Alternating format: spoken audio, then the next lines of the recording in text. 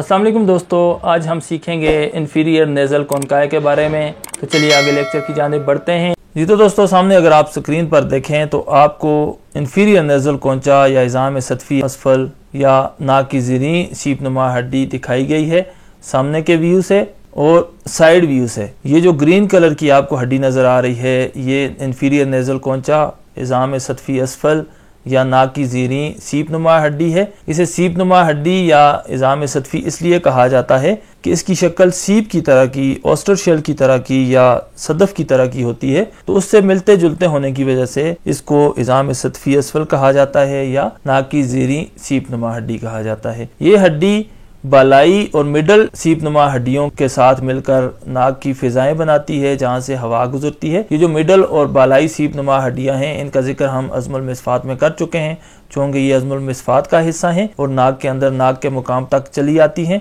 जबकि ये जो इन्फीरियर नेज़ल कॉन्चा है या इज़ाम सतफ़ी असफल है, ये ख़ास चेहरे की हड्डियों में से शुमार किया जाता है। ये नाक के अंदर पाई जाती है, नाक के अंदर पेवस्त होती है। इसको अगर अलग करके देखें तो आपको ये कश्ती की तरह की इस तरह की इसकी शक्ल नजर आएगी, जिसके मुख्तलिफ हिस्से होते हैं। ये मुख्तलिफ हिस्सों से चेहरे की दीगर हड्डियों के साथ जुड़ी होती है। जैसा कि अगर आप इस मुकाम से देखें तो विद मैग्जिला यानी फक्के आला का हिस्सा आपको दिखाया गया है। इस जगह से देखें, ये वाला हिस्सा, ये फक्के आला यानी मैग्जिला, ये जो बालाई जबड़े की हड्डी है, तो इस मुकाम से ये बालाई जबड़े के साथ जुड़ी है। फिर इसका ये एक प्रोसेस ज़ायदा सा निकला हुआ है, इसके साथ ये लेक्रिमल बोन या अज़्म दमी या इज़ाम दमी के साथ जुड़ी होती है। यानी इस मुकाम से ये ऊपर से आंख की आंसू की हड्डी या इज़ाम दमी या लेक्रिमल बोन आ रही है, इसके साथ इस मुकाम से जुड़ी होती है। फिर इस मुकाम से यहाँ तक ये अज़मुल मिसफ़ात के साथ जुड़ी होती है। यहाँ से आपको दिखाया गया है कि ये एथमॉइड प्रोसेस या ज़ायदा मिसफ़ाती है और इस मुकाम से ये एथमॉइड यानी अज़मुल मिसफ़ात के साथ जुड़ती है। जबकि ये जो पीछे का हिस्सा है, इस मुकाम से ये पैलेटाइन बोन या हिज़ामुल हनक या तालू की हड्डी के साथ जुड़ी होती है।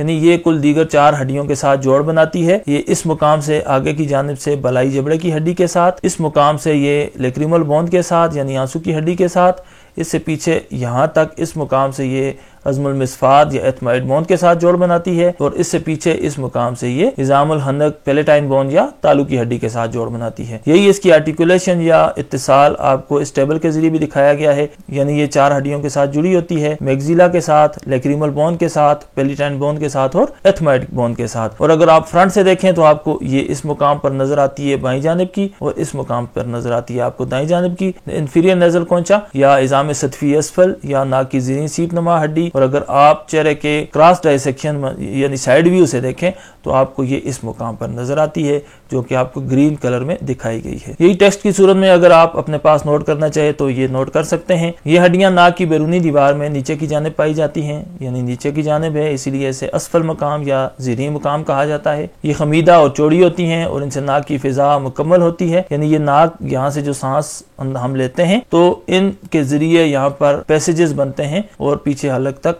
ये सांस चली जाती है, तो ये एयर पैसेजेस बनाती हैं, नाक की फिजाएं बनाती हैं। इन हड्डियों के 2 किनारे, 2 सतहें और 2 सिरे होते हैं। इसकी जो सतहें हैं वो अंदरूनी और बैरूनी है, यानी मीडियल एंड लेटरल सर्फेसेस। इस हड्डी की अंदरूनी सतह मुहद्दब और उभरी होती है और इसमें खून की रगों के लिए बहुत सारी बारीक नालियां और सुराख होते हैं, जबकि बैरूनी सतह मक्कार होती है। और इसके जो किनारे हैं, ये हड्डी किनारों से मुख्तलिफ हड्डियों के साथ मिलती है। जैसा कि पिछली जानिब से ये इस मुकाम से तालू की हड्डी के साथ जुड़ती है, ऊपर की जानिब से ये अज़मुल मिसफ़ात के साथ जुड़ती है, आगे की जानिब से ये बलाई जबड़े की हड्डी के साथ जुड़ती है और बलाई जबड़े की हड्डी के जोड़ के पीछे ये यहाँ से लेक्रिमल बोन यानी आंसू की हड्डी के साथ जुड़ी होती है। इसके जो सिरे हैं, इस हड्डी के दोनों सिरे यानी अगले और पिछले सिरे नोकदार होते हैं, यानी एक ये नोकदार हिस्सा और एक ये नोकदार हिस्सा। तो इस तरह से ये इन्फीरियर नेज़ल कॉन्चा का हमें पता चला कि ये चेहरे की हड्डियों में इस मुकाम पर पाई जाती है। इसकी शक्ल सीप की तरह की यानी ऑस्टर शेल की तरह की होती है या सदफ की तरह की होती है। ये एयर पैसेजेस बनाती है और ये दीगर कुल 4 हड्डियों के साथ जुड़ी हुई होती है।